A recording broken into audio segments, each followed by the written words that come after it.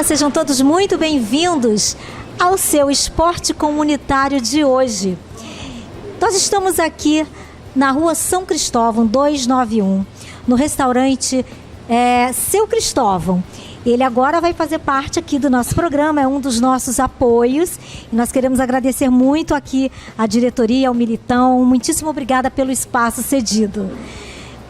Hoje é Dia das Mulheres, não internacional. É Dia das Mulheres, porque nós vamos falar sobre futebol feminino. Ó, que beleza! Vamos falar um pouquinho, né? Dar um pouquinho de espaço aí para a mulherada que está jogando tão bem quanto os homens. E ao meu lado, vou apresentar os convidados. Ao meu lado, Cristina Lima. Ela tem um time de futebol, ela organiza time de futebol masculino e feminino, Estrela Nova, mais voltado ao feminino. Genesi, que é o diretor de futebol da ACEL Futebol Clube. E o psicólogo Jorge Luiz. Nós estamos bem na fita, né? Daqui a pouquinho nós vamos ter mais. Nós vamos ter um advogado, o Dr. Luiz, e o nosso querido Luiz Leal, que vai conversar um pouquinho conosco também sobre futebol feminino. Bom, isto posto, vamos conversar então com a Cristina. Tudo bem, Cristina? Tudo bem. Tô sabendo que você está nas paradas com o time de futebol Estrela Nova. E eu gostaria muito que você falasse um pouquinho sobre o time de vocês, sobre as dificuldades, enfim, vamos conversar um pouquinho sobre tudo. Isso é importante, né, Cissa? A gente, pessoal, né, como a Cissa falou, sou a Cristina Lima. E hoje eu represento, né, o Estrela Nova dentro do Mundial da Diversidade. É o primeiro time feminino que vai estar nesse Mundial. E a gente tem uma dificuldade muito grande, como sempre, né? O futebol feminino sempre é deixado de lado. Então a gente está em busca há 3 meses a gente está em busca de apoio para não deixar que as meninas percam uma oportunidade que talvez nem nos melhores sonhos de uma mulher a gente poderia pensar em estar entre 70 países, né, e em 32 modalidades. Então, assim, são muitas línguas diferentes e a gente poder passar por essa experiência seria, assim, incrível, né? Mas a gente tem um grande problema no Brasil, né, que além da falta de apoio no futebol feminino, a gente também briga aí com a cultura do brasileiro, né, da não doação. Então a gente não consegue também, nas doações, chegar a levantar esse custo, né? Mas assim, eu tenho fé, eu vou até o último minuto, que a gente, brasileiro também é. Nós somos brasileiros e não desistimos nunca. Nunca. E eu, assim, com o futebol feminino, eu não boto o pé numa coisa para não ir até o final, entendeu? Eu posso não conseguir, mas não vou me arrepender de não ter tentado. Então, assim, hoje a gente conto aí com os nossos parceiros que estão chegando, mesmo que em cima da hora, mas são super muito bem-vindos, né? Que é a ACEL e é um projeto que eu estou para ir lá conhecer, mas diante do Luiz e do seu Jaci, já acho o projeto deles muito bacana, tem muito a ver com o que eu faço dentro do Estrela também. Então, assim, acho que a gente tem muito que somar junto. Vai dar caldo, com certeza. Como sempre, a ACEL apoiando os que realmente precisam, né? Nesses projetos que são maravilhosos, tirando crianças de rua, dando força para as famílias, para as próprias crianças. E agora eu vou falar um pouquinho com o Genesi, vou pedir para ele falar um pouquinho dessa parceria, um pouquinho da ACEL. E aí, Genesi? Que legal, parabéns mais uma vez para vocês. Muito obrigado, parabéns, boa tarde a todos. Nosso trabalho vem, graças a Deus, começando com o pé direito, né? Como eu falei para você, nós íamos começar aquela batalha que é a Copa Feminina. Começamos o primeiro jogo, ganhamos de 3-1. Vamos agora para o segundo jogo, agora no próximo domingo, às 12 horas, na Arena Floresta, e conto com vocês. Quanto à nossa mais nova parceira, né? O Estrela Nova é um trabalho, eu comecei a observar, ver as coisas no Face, estão olhando, realmente encaixou certinho. Tudo que a ACEL faz, ela também faz. Não tem como não dar certo essa parceria. Não tem como. Se Deus quiser, dará. E agora a gente vai conversar um pouquinho com o psicólogo Jorge Luiz. no âmbito de o que um psicólogo pode... Na verdade, eu gostaria até de perguntar, de saber da Cristina alguma coisa que você gostaria de saber no âmbito de psicologia que o Dr. Jorge poderia explicar para vocês, né? Porque há o fator preconceito que as meninas devem enfrentar, né? Problemas familiares. Então, Cristina, eu acho que isso é muito relevante. Eu queria muito que o Dr. Jorge falasse um pouquinho sobre isso. Em contrapartida, você teria alguma pergunta em específica a fazer a ele? Bom, a gente já se conhece, né, de outros... Exato. E tal. E assim, hoje a psicologia hoje dentro do esporte, ela é muito importante. Desde o projeto social ao alto rendimento. Eu acho que hoje um clube que não tem, né, e não usa o trabalho dos psicólogos dentro do clube ou até dentro dos projetos, apesar de que nós como projeto, como social, que a gente não tem apoio, que a gente não tem recursos para poder manter um profissional desse, a gente conta muito com o apoio dos amigos que são da área e que de vez em quando eles querem proporcionar para as crianças um dia, né, um dia de lazer deles, né, que troca para ir lá falar com nossas crianças, e isso contribui muito, porque a gente tem uma série de conflitos, né, que chegam para a gente dentro do projeto, assim, que conflito em casa, conflito na rua, na escola, entendeu? No próprio projeto também. Então você senta ali, você fala com isso. Então eu preciso perguntar para vocês, Jorge, o que a gente faz, né, quando uma criança chega no projeto, que isso é o mais comum, na verdade, né? Ela chega triste no projeto e quando você pergunta, ela fala que não foi nada. É interessante a sua pergunta. Boa tarde, Cissa, boa tarde a todos. É verdade que esses projetos sociais, eles são assim importantíssimos, né? Até em questão do que a nossa sociedade vive hoje, em termos de violência. E quando você traz um grupo, né, de jovens, crianças, adolescentes para um trabalho social, você está proporcionando a ele aquilo que de repente ele não tem na sua casa, em termos de recursos, em termos de família, né, em termos psicológicos. E então essa criança, quando chega dentro de um projeto como esse, né, no caso um time de futebol, e ela você percebe que ela está com um problema, ela está com alguma situação que ela não está sabendo lidar, e você pergunta o que ela tem, ela não diz nada, né? Em virtude dessa confiança que ela precisa adquirir, né, com o treinador.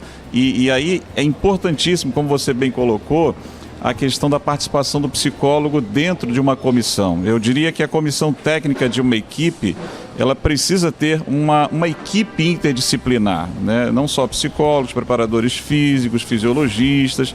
E aí entra a dificuldade que você colocou, né, do seu trabalho, de ter os recursos necessários para que você possa ter essa equipe, né? Por mais que a pessoa, por exemplo, eu possa fazer um trabalho social, posso ir uma vez lá, mas uma vez não vai ajudar muito. Seria um trabalho a longo prazo, né? Conversar com as crianças, enfim, como qualquer psicólogo faria, né? Tem todo um estágio, né? Vários estágios.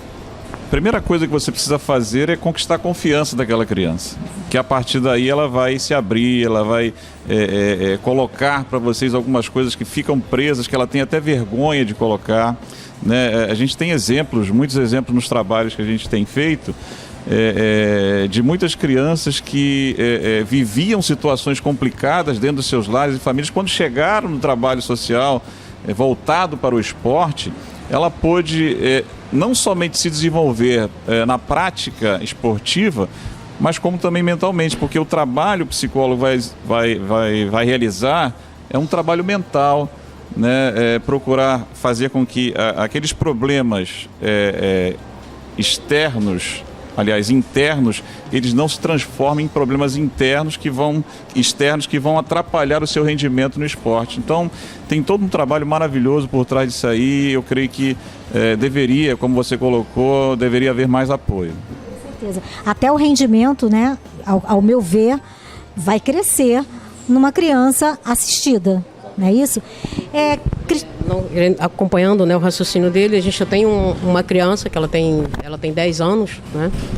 E ela chegou para o projeto e ela tem um problema, né, no céu da boca, que ela tem um palato muito fundo e ela não consegue fechar a boca. Então, no que ela não consegue fechar a boca, a saliva dela escorre. Então ela fica com como se fosse assim, aquele cachorro babento. E era assim que os meninos falavam que ele era. Não, é o babento, é o babento. E comecei a trabalhar isso dentro, né, no coisa. E ele não era aceito nos projetos. Ele sempre era recusado, então ele sofria bullying com relação a isso. Ele está há quase um ano, ele está lá no projeto, né? Ele chegou mais ou menos meado do ano passado para mim. E hoje ele convive com os meninos sem escutar babento. Né? Bom, graças a Deus. A gente consegue trabalhar isso na cabeça dos meninos, fazendo com que as outras crianças entendam o problema dele e não o que ele passa, né? Mas que entendam o problema dele. Com aquilo ele hoje, até o colete que eles não queriam nem usar quando ele tirava, hoje eles já não prestam mais atenção nisso. Né? Então... Você percebe como a treinadora ela fica sobrecarregada com tanta coisa, né? Se ela tivesse uma equipe junto com ela, o trabalho ficaria muito facilitado e produziria mais, né? Com essas crianças, com esses adolescentes, com esses jovens, eles poderiam se desenvolver ainda mais. Então, essa equipe, essa comissão, ela precisa atuar, né? Ela precisa existir dentro de um trabalho como esse. Gente, que legal. E o que eu pude perceber é que você e o resto da equipe acabam atuando como psicólogos. Também. Porque vocês conversam com as crianças e vocês conseguem um resultado, né? Claro, obviamente não tão bom, não tão... Poderia ser melhor com um profissional. Mas vocês vão chegar lá, se Deus quiser. Eu tenho a minha coordenadora, né, que é a Ana Cláudia, e enquanto eu estou dando aula, né, é ela que escuta, as meninas conversam com ela, os meninos que às vezes passam um problema para ela, então ela usa muito a psicologia com ela, porque ela também é professora de matemática. Então ela já trabalhou com criança, então ela sabe mais ou menos. E aí, junto com ela, a gente vai conseguindo levar o projeto de forma que, graças a Deus, hoje a gente tem uma credibilidade muito boa dentro do projeto, principalmente com relação ao futebol feminino. Muitos falam que o Estrela Nova é referência de futebol feminino aqui no Rio de Janeiro.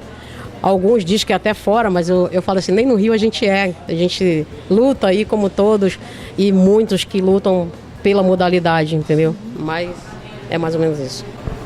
Gente, eu vou me despedir aqui do doutor Jorge Luiz, porque ele precisa sair, mas nós vamos ter daqui a pouquinho a presença aqui do advogado doutor Luiz Carlos e do nosso querido Luiz Leal. A Genesi e Cristina ainda vão continuar aqui na mesa com a gente, mas daqui a pouquinho, não sai daí, porque daqui a pouquinho vocês vão dar uma olhadinha em umas imagens bem bacanas e daqui a pouquinho a gente volta, tá bem? Com a segunda parte do programa. Até já!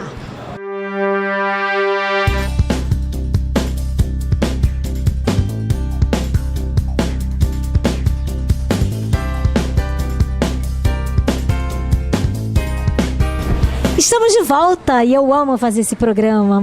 Olha, como eu amo. Nós estamos aqui no nosso no restaurante Seu Cristóvão, aqui na rua São Cristóvão 291, nosso apoio. E agora, eu já apresentei, meio que apresentei, né, os dois convidados, mais esses dois convidados do lado daqui. Mas vou mais uma vez falar que nosso Luiz Leal, doutor Luiz Carlos, advogado. Mas nós vamos começar falando aqui do 11º Jogos, não é isso? Luiz Leal vai falar um pouquinho para vocês em São Tomé e Príncipe. Vão acontecer em São Tomé e Príncipe, não é isso? São jogos agora dia 21 a 28 de julho. Começa esses jogos lá e ele tem tudo, né? O futebol feminino, masculino. E é um grande evento que vai acontecer naquele país.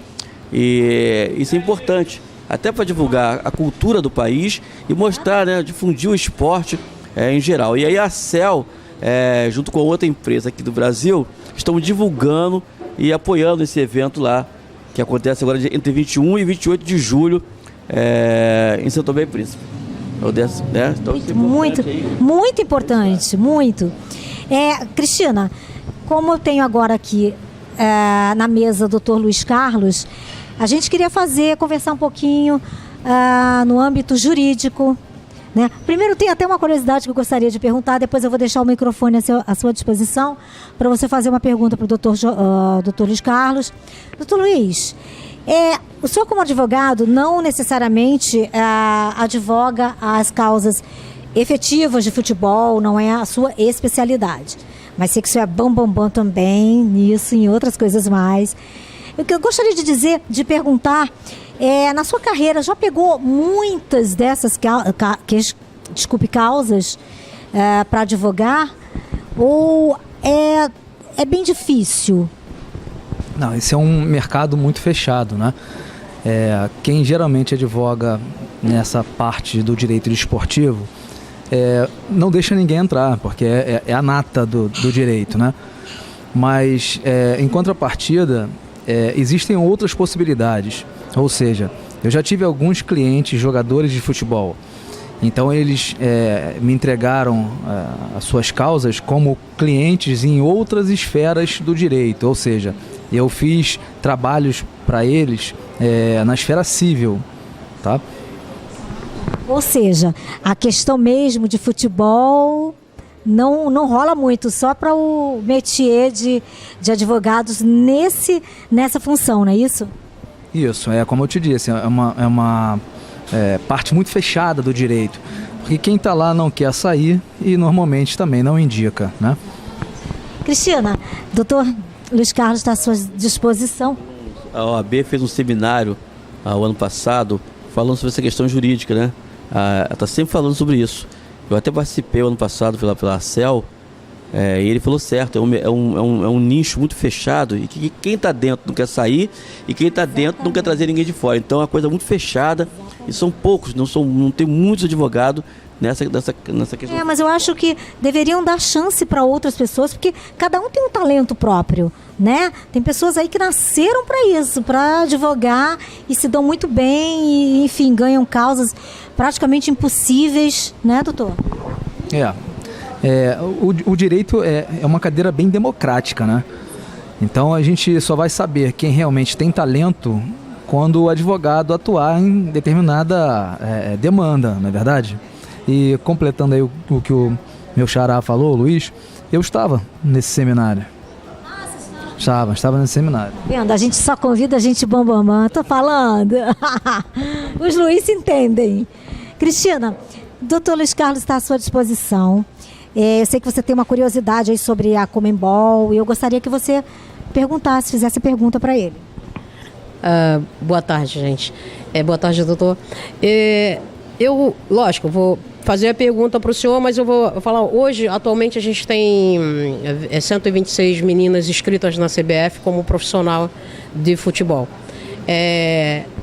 Atuando no Brasil, nós temos 6 equipes que são clubes, né, na verdade.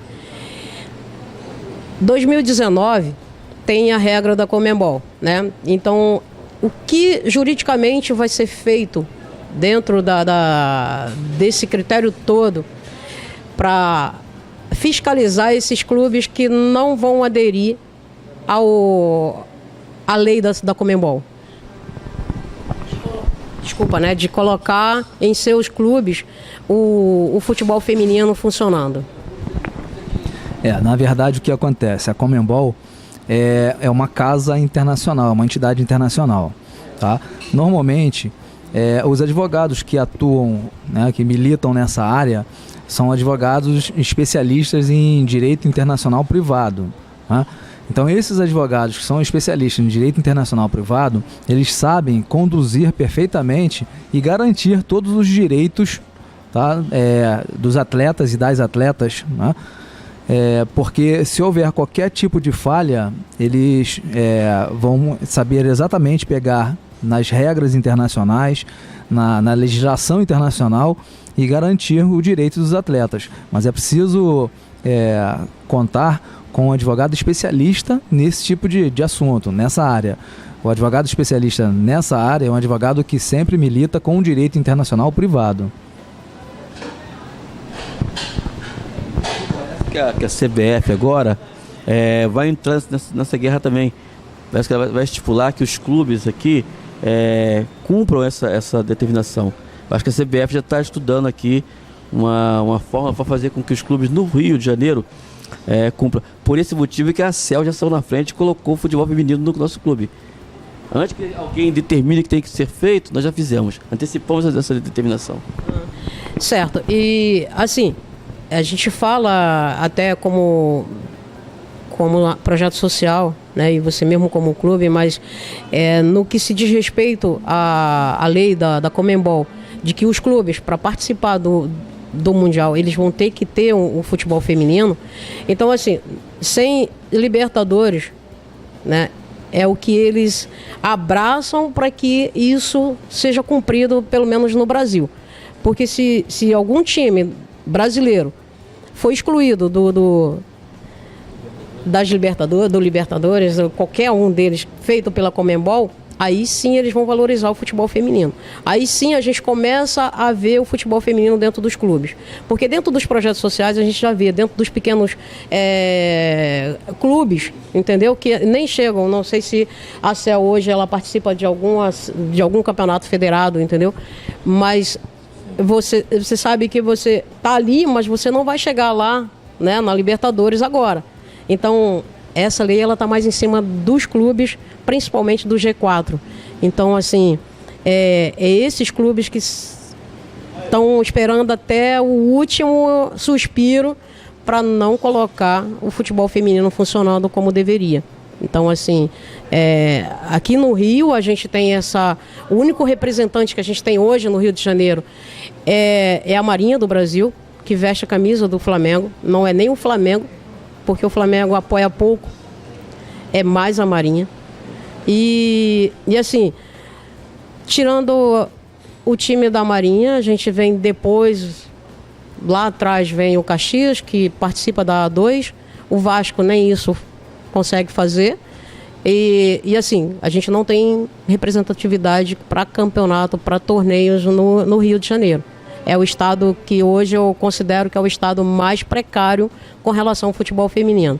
Eu costumo dizer que o Rio de Janeiro é a cidade e o estado onde acontece de tudo. E acontece tudo, mas não rende nada. Mas não segue, não tem segmento em nada. Isso é triste, né, doutor? Que pena, né? Muito. Eu, escutando esse relato, eu posso definir numa só palavra: lamentável, né?